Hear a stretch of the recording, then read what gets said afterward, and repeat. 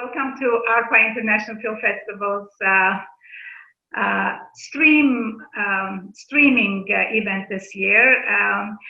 This is our 23rd year of having a festival in a theater, and for the first time, because of the pandemic, to follow the guidelines of safety, we will be streaming online through Seed and Spark from November 12th to November 22nd.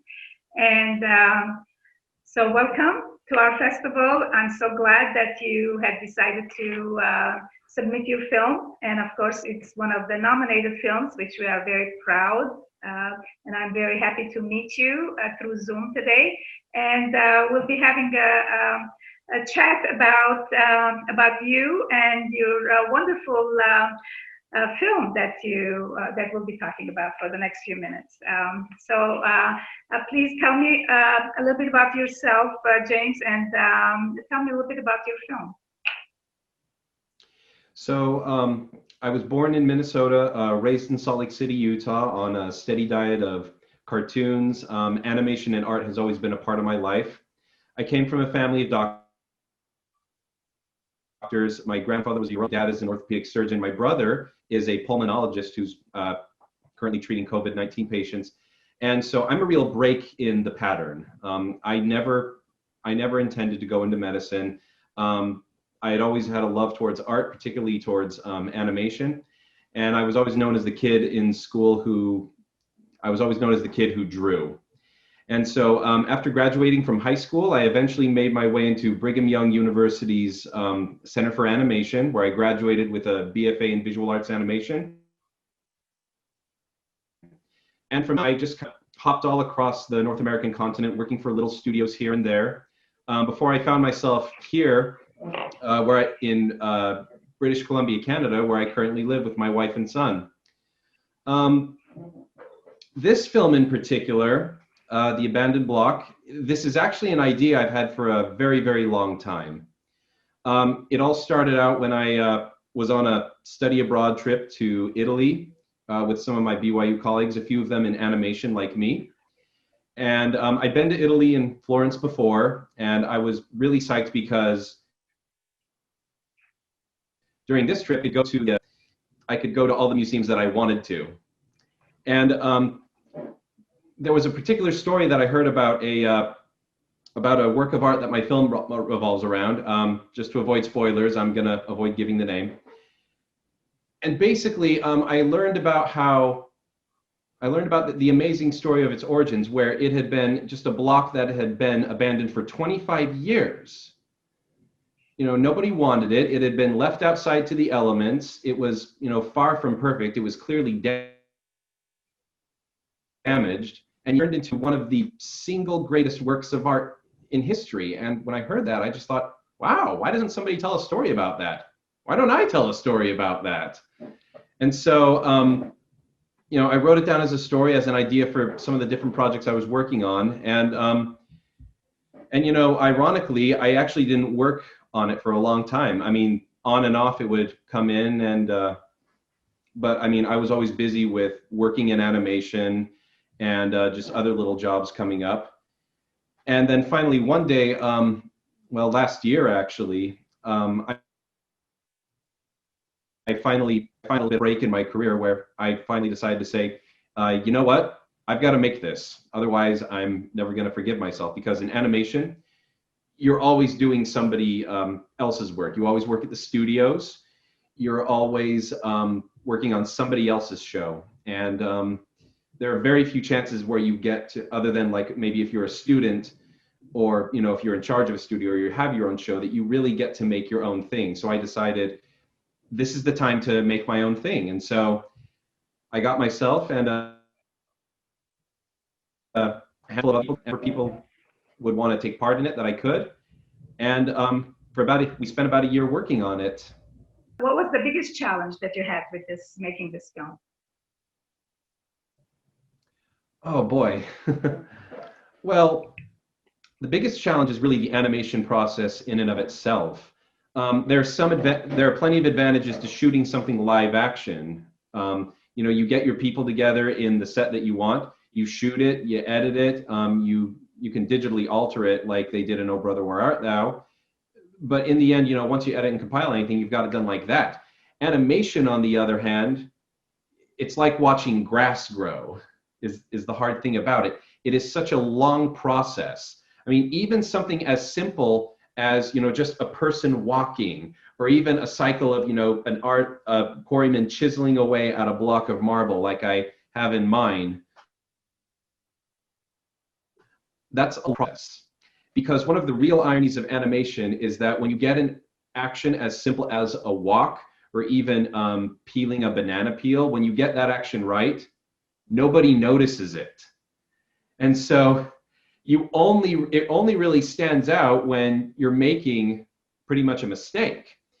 So there's that. I mean, there's that. There's also just the fact that animation takes an absolute long time to do. So I would have to say that was the biggest challenge in making this. It just takes so long, and sometimes kind of asking yourself, oh man, I am gonna finish this, right? So was it more challenging than trying to convince your family that you're not going to be a doctor? Believe it or not, my family has always supported what I wanted to do. I remember one day where my dad flat out told me, James, if you were to perform surgery on somebody, you'd kill them. You don't have the aptitude for that. So it's a little, it does look to your dad say that, but you know what? It was at that moment where I knew, they are going to support me in whatever it is I do. And I couldn't. Well, you have wonderful. Yeah, you have a wonderful family. That's you're really blessed with that. I think that's really nice that they allowed you to go into your passion, follow your passion, and it shows because it's a beautiful piece of work that you have submitted, and we'll talk a little bit later about some of your achievements. But what did you learn making this film? What did I learn from this film? So in animation, at the studios that I work at, I'm a storyboard artist. So I only do one thing. I'm given the script, I draw it out like a comic book, and then I send it to the animators. On this film, I had to do everything. Literally, my hand is in every aspect of the making of this. From, I'm not just the director, producer, and writer, but I'm also the character and background designer, the art director, the storyboard artist, the editor, and one of the animators. I had two other people animate this with me. In the end, I ended up animating a large portion of this short all by myself. So I got more familiar with just every little task that goes on. Typically, when you work in a studio, you don't communicate too much with the character animators or with the effects artist. You just do your thing and then you move on to the next one. So I got more familiar and I got a lot more respect for the process. I think the most important lesson that I learned out of making this film is to not be afraid of trying. One of the reasons this project was just, in my drawers for so long was the fact that I was so much more afraid of failure than I was of the possibility of this film succeeding. And I owe a lot to my wife for really just inspiring me to go and make it. Both my wife, my dad, my siblings, my mother, all of these people, it was always on the back of my mind. And at one point or another, they would always remind me about it. And then finally, just in 2019, something broke, something snapped, and I just said, I have to make this or I'm never going to forgive myself. And so I decided to just plunge into the cold water and make it. And I'm absolutely grateful that I made the decision. So the other big lesson I learned from this is don't be afraid to do. Very, very good lesson. Very good lesson. What does this film say about the world we live in right now? So the theme of the film is potential. It's about seeing things not for what they are, but for what they can be. In this film, one thing I absolutely hate is first impressions. One, you only get one, and two, Right. is that oftentimes they're not very reliable. You could meet somebody who gives you a bad first impression, and it turns out that they're really a good person, and vice versa. You could meet somebody who is very appealing at first, but it turns out that they're a horrible human being and very manipulative. And God knows that we've all had those kinds of experiences. We've all come across people like that. But ultimately, in the case of this film, the first artist, Antonio, who first works on the block and damages it, he only saw its value on the surface. You know, he didn't stop to think, well, maybe my plans are going to change with this one, or well, maybe I've knocked a gigantic hole in it, but hey, let me see if I can make something out of it. A lot of times we don't do that with other people or with even ourselves.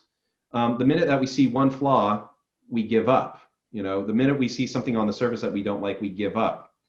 But as the film progresses, the whole reason this block came out of obscurity was the fact that somebody saw it not for what it was, but for what it could be.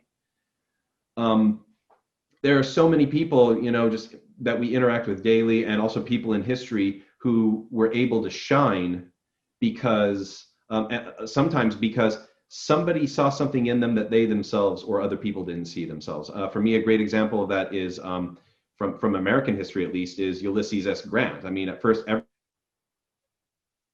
everybody thought that he was just a drunk, second-rate soldier, and yet he ended up being the man who helped us win and finish the Civil War.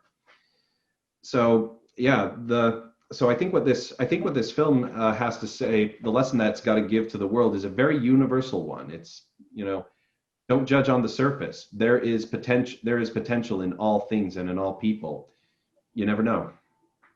So true, so true. You did a very good job of illustrating. Of course, it's done magnificently. But tell me a little bit about that whole process, and what are some of the accomplishments that the awards that you've won with this beautiful animation. So first of all, the process of animation is super long. So animating anything in and of itself is an accomplishment. Even if you do something as simple as just a walk, you know, somebody walking in place alone is unusually difficult. And part of it is because we see it every day. So when it's done wrong, it's noticeable. The next hard part with it is exaggerating it enough that it's got a kind of appeal to it. There's a term that's used in animation all the time called the illusion of life. It was created by, it was a term that was coined by some of Walt Disney's top animators, who were referred to as the 9 old men. The people who basically, you know, animated Snow White, Pinocchio, The Jungle Book. They coined the term the illusion of life, where it resembles life enough, you know, that it's viable. It's like, yeah, that's how a person like that would move. But it's also fantastic enough that it's got that special something in there that just kind of makes you look at it. It's just like, wow, I didn't know people could walk like that. In real life, I think one good example of that would be like John Cleese's Ministry of Silly Walks, where it's like he's taking something ordinary that we do and doing something completely extraordinary with it. In making the abandoned block, what I decided to do was I wanted to create a world that was really kind of showed that, hey, we are in the Italian Renaissance, which is where this is set. I didn't want it to be like at first I was going to do super colorful paintings, kind of like, you know, what you'd see in maybe a Botticelli paintings that would reflect that time period. But then I saw, this was years ago when I still had the abandoned block on my mind, I saw the Disney animated short Paperman. And I was just blown away with how they created this entire world out of what looked like the texture of newspaper. I mean, it was clearly animated, but at first I looked at it, I'm like, wait a minute, was this animated on a computer, or was it hand drawn? It was just absolutely gorgeous. And that alone that and actually the film Oh Brother, Where Art Thou, those really inspired the look and feel for the film. For the look and feel, I wanted to create a film that looked like, what if the Disney artists lived in the Italian Renaissance and animated? And I looked at all of these old, I was also looking at all of these old sketches, these old pastel sketches that artists like Michelangelo and Leonardo da Vinci, and they had the same appeal as pencil tests. Those are like the drawings that you do to make sure you get the animation right before you put it into color. And for some reason, the pencil tests are always more fascinating to me than like the final product. There's just so much energy and life in them. So I wanted to create something that was like that. It was kind of like pencil tests from the Italian Renaissance. So that's why it's got that parchment kind of a look to it. I basically wanted to say just kind of like, this is the Italian Renaissance. This is Tuscany. This is, this is what would have been the anime time period.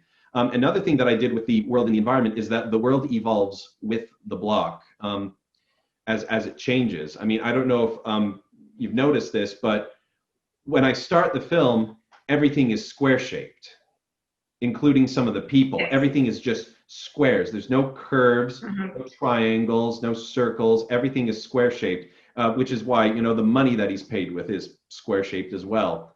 What I wanted was, I wanted to create a world that changed with the block, because when you sculpt marble, it always starts off with a block, and you always start off, you start off simple. You don't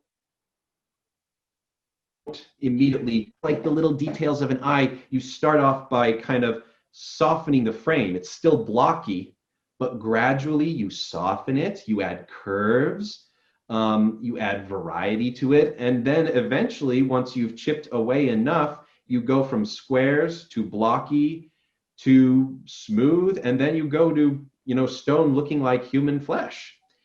And what I did with the environment was everything starts out squares and rectangles, and then eventually, as time passes, I added in triangles, I added in the arch, I added in circles. I even added, there's also a little cameo from the Duomo in the background in one scene. But gradually, I would add in circles. In fact, there's one whole set that's pretty much entirely circles as opposed to squares, because I wanted to really express how the world and the environment evolves with this block that goes from just a big chunk of marble into one of the most beautiful statues on earth. Yes, it's wonderful. I thank you for that explanation of how this whole animation process works, because it is time consuming, and it takes years to do a feature length one, I know. So job well done, very, very well done. What is your future? What does the future look like for you? Any new projects you're working on right now? I'm back at Animation Studios right now. I'm working on a TV show. I unfortunately can't give the name. On the side, I've got a few other projects in mind. One that's kind of one short for the future.